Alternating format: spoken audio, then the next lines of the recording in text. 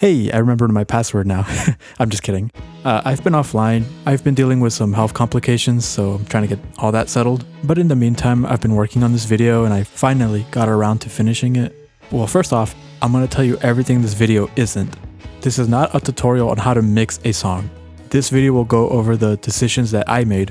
And just like music itself, mixing and mastering and producing, it's all subjective. And that's not to say that I didn't do anything right, but I did do a lot of things wrong. Sometimes on purpose, sometimes I don't know what I'm doing. I'm sure a lot of people are going to watch this and go, "That's not how you do that, you dummy. I can do better." But that's kind of my goal with this video. I hope that someone gets inspired, or maybe you're just someone who doesn't know anything about production and you're just here to listen to me ramble, which is fine too. Anyways, I timestamped certain sections, so if you want to skip around, feel free to do so. I'm recording this voiceover in post, but I haven't edited the video yet, but I'm going to assume it's going to be long. I don't want to waste any more of your time, so let's get started. Okay, so what you're seeing is the project file for Moni the Fups Castles and Clouds. This is not the version that is playing on streaming platforms. This is what's going to be on their EP when it releases. Monica did not like the vocals from the original. Those were not recorded here in my home mini studio. Castles was the only song off their EP that already had pre-recorded vocals, and they had sent that to me. The rest of their songs didn't have any vocals, and I don't remember if the plan was for her to send vocals later, but I'm pretty sure she realized she could just do them here, so that's what we ended up doing. And of course, because she recorded the vocals to Castles somewhere else with another microphone, we had to re-record them so they fall in line with the other songs. Anyways, the first thing we're going to go over are the drums. Drums are so important to me. Look, if I listen to a song and the production on the guitars, the vocals, the bass is horrendous, but the drums are killer, then it's one of my favorite songs. Man, it's such a kink, like I don't know how else to put it. Anyways, these are all the tracks laid out here, and over here are the return tracks. They're turned off right now. I'll explain what these are later, but just know that they're very important. I'm gonna go ahead and minimize all of this because right now we're just focusing on the drums. Here you can see how I labeled everything. I have overhead, tom, snare, and kick. You see there's a lot of cuts in the tom area. It'll make more sense when I get to them, but right now let's just focus on the kick. Okay, so the first effect that I use is a EQ band. I'm using EQ8. This is Ableton's stock plugin. So I have the graphs off by default. I don't know why this is on right now, but I like mixing with my ears, not so much my eyes. But just for the sake of this video, I'm going to have them on just because some people don't know what the heck is going on. Bars. In my experience mixing kicks, I always tend to kind of roll off anything between 20 to 40 hertz. I think keeping a lot of that low end makes the kick a little bit muddy, which if that's what you're going for, you would let a lot more in. For example, if you're working on EDM or house music or even pop, you would want to let a lot more of that boom in. But this song is very garage, like a garage indie sound, so I decided to go more punchy. I never add a low pass filter to the higher frequencies. But I wasn't there when they recorded drums, so I don't know what microphone they used, but it didn't capture a lot of the higher end, which is fine. Gotta work with what I got. I added a little boost here at the 1K mark. I don't know why. I tend to mix with everything on, so I'm sure it made sense in context. The next thing I want to do is tame some of the peaks here. The number here represents the decibels, and if it turns yellow, that means it's peaking. Of course, we don't want that. Instead of lowering the volume, I'm gonna add a saturator. A saturator adds like I don't know how to explain it. It kind of emulates like a tape sort of distortion. You can use it for heavy distortion. I do it all the time.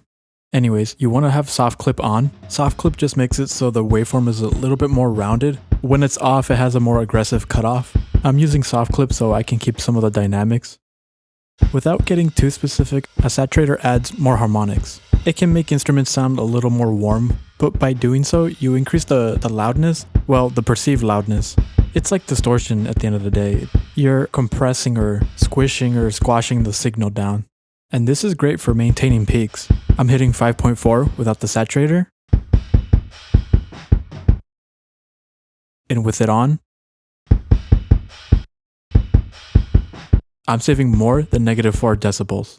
Which is great. That means I can push this more through a limiter. And if your ear isn't trained to hear it, it sounds the same, on or off. Which is exactly what Monica wanted. This isn't a Special Boy Saturday track, you know? So the last thing I wanted to do was make the drum sound very overly produced. Okay, last effect. I add a compressor. Compressors have been doing the same thing since the dawn of time. It makes the loud things quiet, and it makes the quiet things loud. Of course, it's a bit more nuanced than that, but that's pretty much the gist of it. You can see that I'm compressing around -3 on that yellow bar, which granted isn't very much. I still wanted to keep the dynamics. And that's because I'm going to add way more compression later. But we'll get to that when we get to that. If you're someone that just got into audio production and you see all these effects and it overwhelms you, don't worry. We all have to start somewhere, and I've been through this exact process. The best tip that I can give you, every time you bring in a new effect, mess with all the knobs, and I mean push them all the way to the highest setting. You're not going to learn anything if you don't hear with your ears what an effect is doing. For example, if I push the saturator drive up, you start to hear the clipping. Being exposed to what effects do at the highest level, you start to recognize how they sound when they're used minimally. I'll try to go through this quicker just to save time on the video, but same principles as the kick. I'm using EQA to cut and boost certain frequencies. I'm removing anything above 16K just because I'm reserving the higher frequencies for the hi-hats. There's a little notch here at the 250 Hz. I'm sure I heard a bad frequency. I'm boosting that 140-ish range. It sounds like the snare is tuned to that frequency. So I do tune the drums to the key of the song. Usually it's the root, the dominant, or the subdominant. For example, if a song was in G major, I'd tune the kick and snare to either G, C, or D. But in Moni The Fups case, I didn't, just to keep some of that amateur feel. Well, now that I'm listening to this, I should probably bring in a little bit more bass for the snare. Yeah, something like that is fine.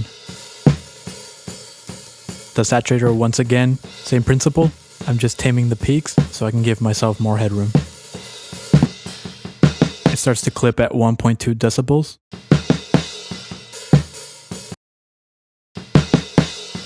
And now I'm at -9, so much more headroom.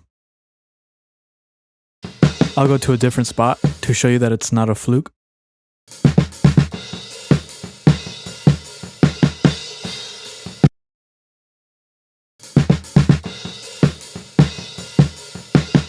Wow, I almost never go 100% wet, but I guess I preferred it that way.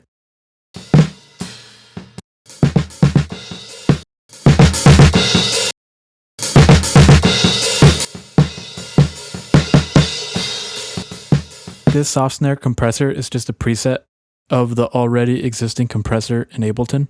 I set the dry wet to the compressor around 32%. It's acting more like a parallel compressor. Compared to the kick, I really don't like compressing the heck out of a snare just because the snare really shows a lot about the player. And I like it when a drummer hits the snare a little bit too loud. Okay, so the cymbals. You probably noticed there's a bunch of cuts in the overhead. Monica sent me a Google Drive folder with all their stems. All their drums only came with 3 tracks, the overhead, the kick, and the snare. Then you're probably wondering, where do the toms come from? The toms are part of the overhead mics, so I literally went in and cut out every notable tom fill or tom fills that Sabbath played, and I pasted them to their own track so I can mix the toms individually from the cymbals.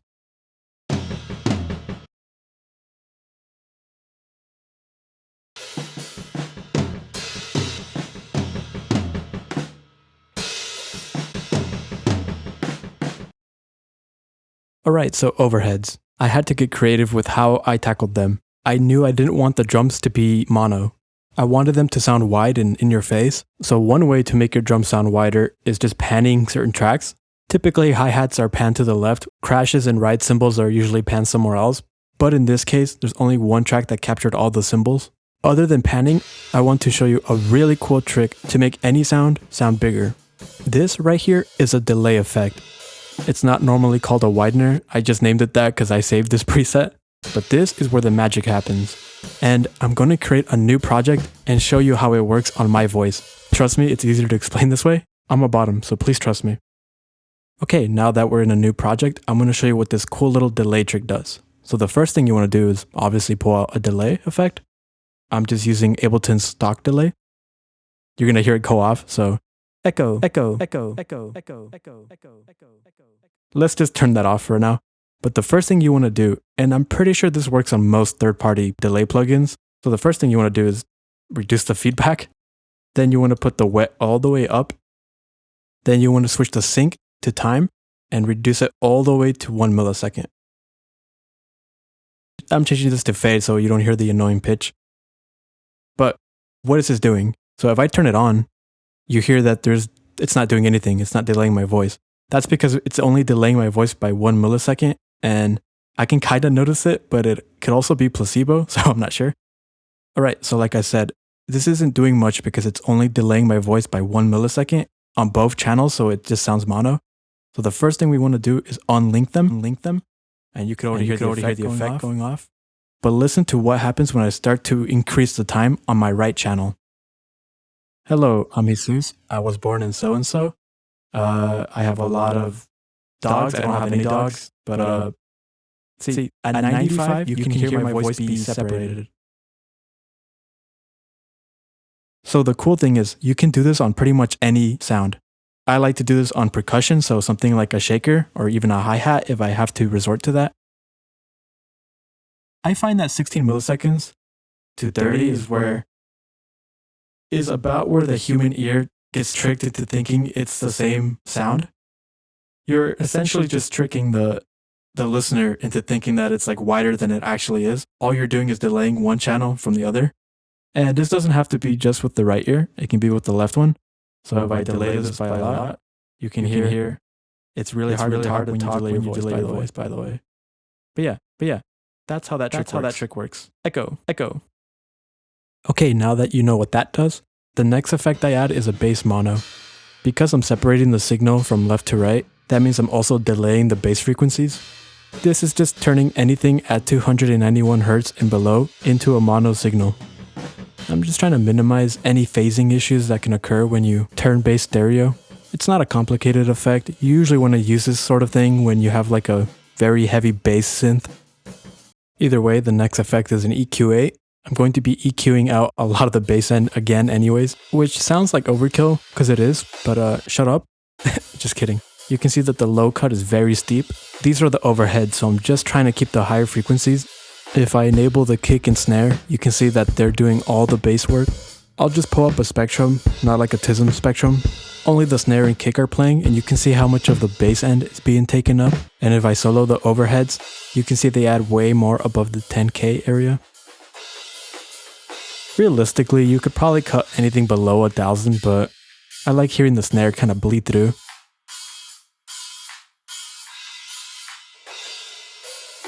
As for the targeted frequencies, there's a really bad ringing in the 6K area that I had to lower.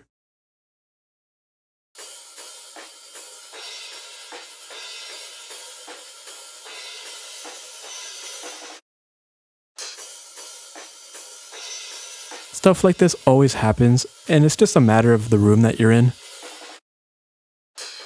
I'm boosting around like 14K just to get that higher fizz. If I want to warm up the drums, I usually cut everything above 16K.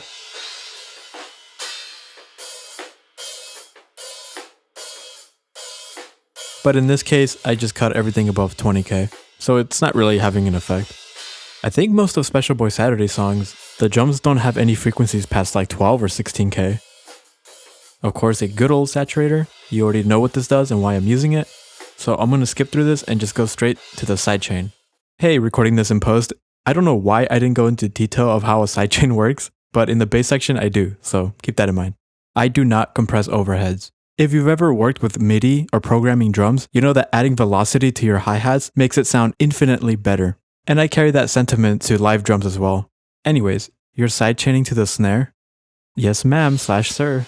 I actually learned this trick from a former producer / mentor. If you have a hard time making your snare stand out, especially in a rock, emo, or metal genre, don't compensate by making the snare louder, because that's just going to make it louder. Then it's going to make everything seem quieter, and then you're going to try to make those things louder, and then you run into a bunch of problems. So instead of doing that, just add a sidechain to the hi-hat. You wouldn't think a snare and a hi-hat share frequencies, but they do. I mean, if you've ever tried to cut anything above 8K for a snare, you hear a huge difference. A big part of a snare sound comes from that sizzle, and you can make it stand out if you sidechain the hi-hats so they duck in volume every single time the snare is hit. And it doesn't have to be by that much. I think here I'm only doing like 2 decibels. Obviously you could push it more.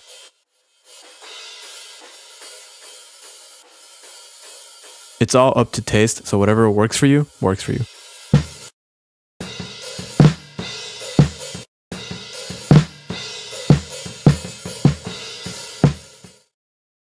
Okay, toms. So like I said before, I cut the tom parts out and put them on their own track. We already went over the widener effect, but here it is on the toms so you can hear.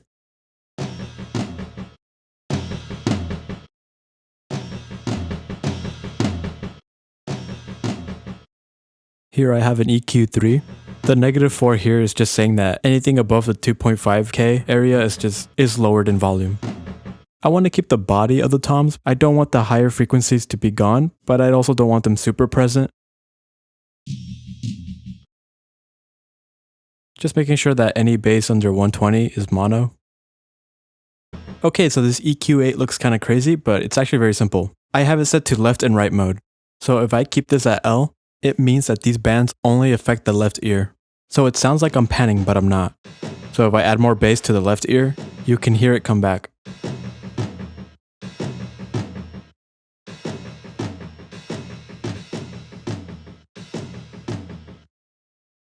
And when I switch to the right channel, you can see how I prioritize the lower end of the toms.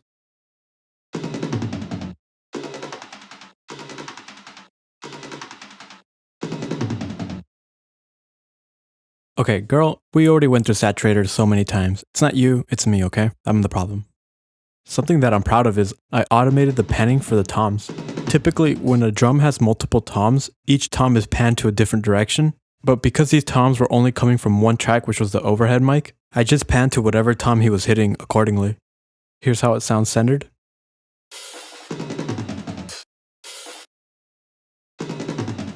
All the way to the right. All the way to the left. Now if I set it back to how I had it, you can see that the beginning part of the fill is only panned 20 to the right, and then it goes to 40 at the end of the fill.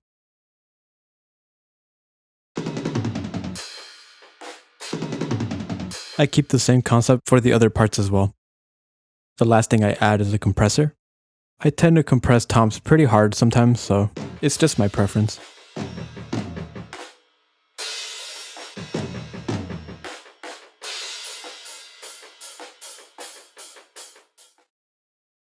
Okay, now that all the main tracks are cleaned up, we're going to take all 4 tracks and create a new group. This is going to be our drum bus, so all 4 tracks are routing to this group, and we're going to add more effects. This is where I start to get really heavy in the effects. It helps glue all the tracks together, makes it sound more cohesive. The first effect in this chain is one of my favorite Ableton effects, drum bus. I'll turn it on and off, and you can really hear the difference in the boominess of the kick.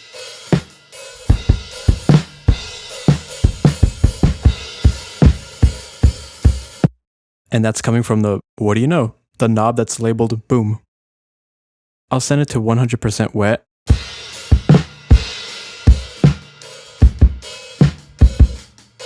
That way we can hear the full effect of the dampening.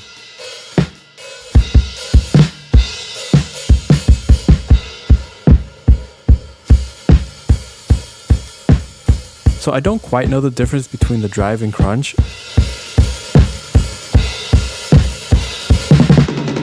But just from experience, the crunch affects the mid-range way more. You can really hear the crunch effect on the snare. You can tell I really wanted the kick to stand out because I really drove that boom up. I won't ever go 100% boom, so let me show you why.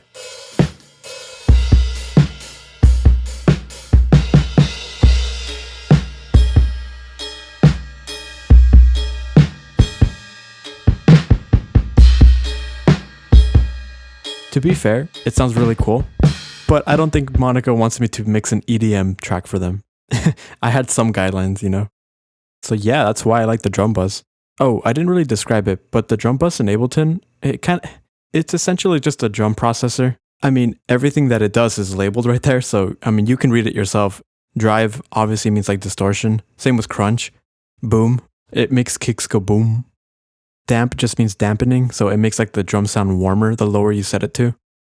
The FREQ means frequency, so that's how you tune the boom effect if you are using boom, otherwise it doesn't really matter. My only complaint about the drum bus is that it's not called drum bussy, but other than that, it's perfect. Next effect is an EQ8 again. I'm using this to EQ all the tracks now. It's very simple. I think of this EQ as like a blanket. It's just helping me roll off or increase any frequencies for the overall sound. Again, I'm thinking like indie pop, not EDM, so I don't like anything under 40 right now. I also increased that 14 to 16K area.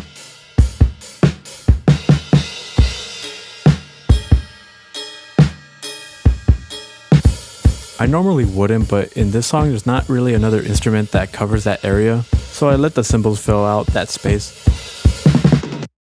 The next effect, you might be surprised. I did in fact add overdrive to the drums.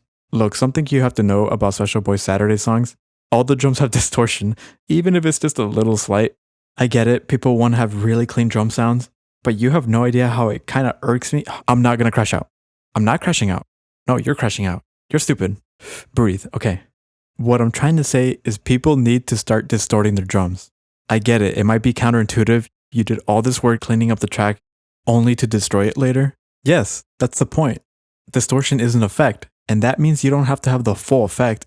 There are so many third-party distortions out there. I'm a big fan of Distressor myself, but just find one that works for you, and if you like it on the drums, use it. Anyways, back to our regularly scheduled program. Like I said, I love Distressor, but I think that's a bit too much for Monica. So for now, let's just use Ableton's overdrive. I only have the dry wet at 3%. This is what it sounds like at 100.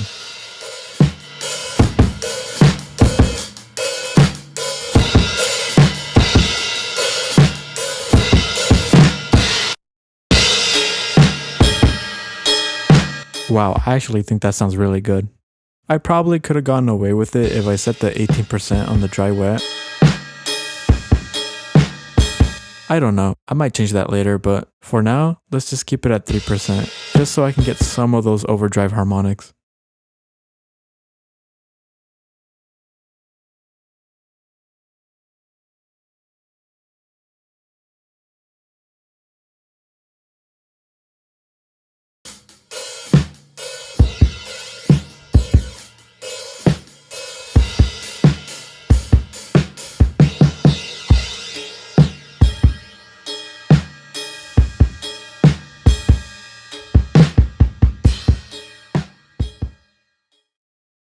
Okay, now that we went over that, let's minimize it. These are the creative decision effects. Now these aren't necessary, but these are effects that I added to make the song stand out, you know, a little icing on the cake. This first effect is a delay I used for the bridge, which I appropriately named bridge delay. The magic of this delay is that you can make it ping pong, which means it goes from left to right, from left to right. Originally we had it straightforward like this, but I believe Monica wasn't really vibing with it. So we tried it with ping pong and we fell in love with it, so we kept it.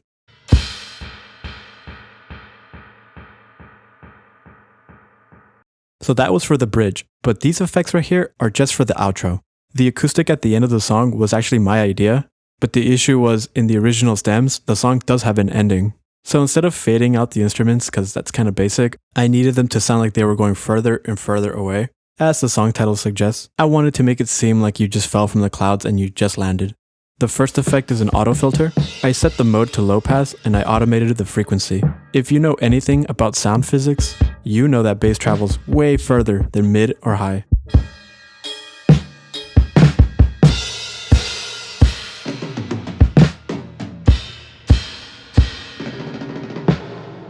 And the further something is, the more mono it becomes. And so I automate the width to go more mono. And just to finish it off, I added this reverb at the end that automates as time goes on. It really helped sell the illusion that you were going further.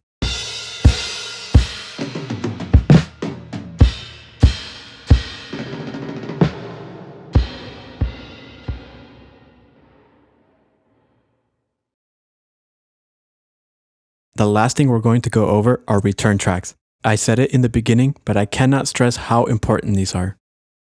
Only hot girlies and boys have their stuff color-coded, so anything in yellow is about the drums. Yeah, so just to help me and to help you guys out. Anyways, how do I explain a return track? A return track is a copy of the original signal. So what does that mean and why is it so important? Well, you know what? Let me just show you the first return track, which I labeled Snare. You see how the first return track is the letter A and then B and so on? These are connected to the levels over here. So yeah, if you increase the input under A, it will go through the first return track, which is A. If you don't have any return tracks, then obviously these knobs won't be here. So you're probably wondering, what is the benefit of having a return track if it's just going to copy the original signal? Well, the thing is, they're made to be used with effects. For example, I'm using this return track to add a reverb to the snare.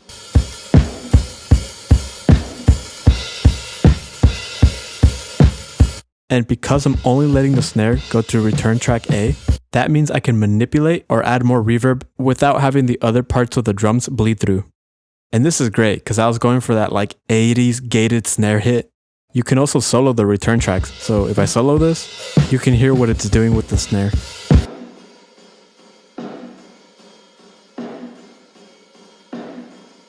You can use any reverb, so you don't have to copy my settings, but like I said, I was going for that like 1980s snare hit. I set the pre-delay to somewhere like 40 to 60 milliseconds.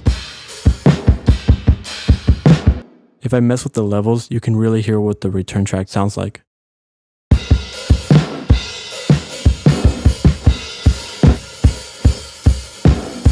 Okay, return track B. This is also being used for reverb, but it's for the entire drum set, so I'm treating this as like a room reverb. Remember, I have the drums grouped, so I can just tell the drum rack to send everything through B.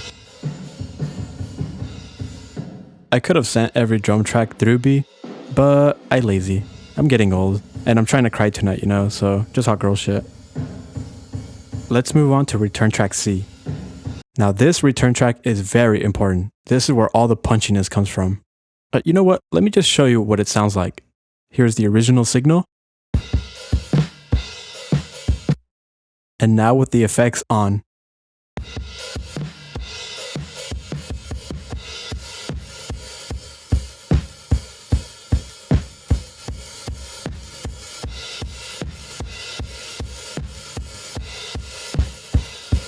If you haven't already figured it out, I am compressing the heck out of it. I'm using a Klanghelm compressor. You can use any compressor that works for you. But for this plugin, I'm just making sure the time constraint is fast, then I just start cranking the compression.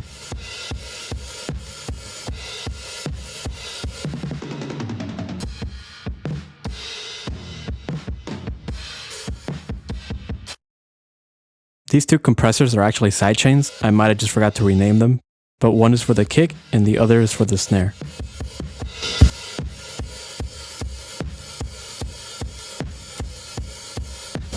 Now all I do is just blend these super compressed drums into the original sound and just see where I like it at.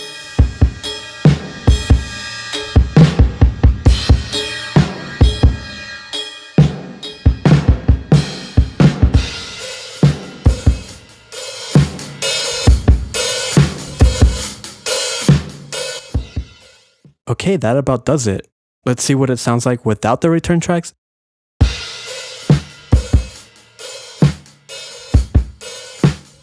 And with them on. Now that we're finished, let's compare the raw audio to the finished mix.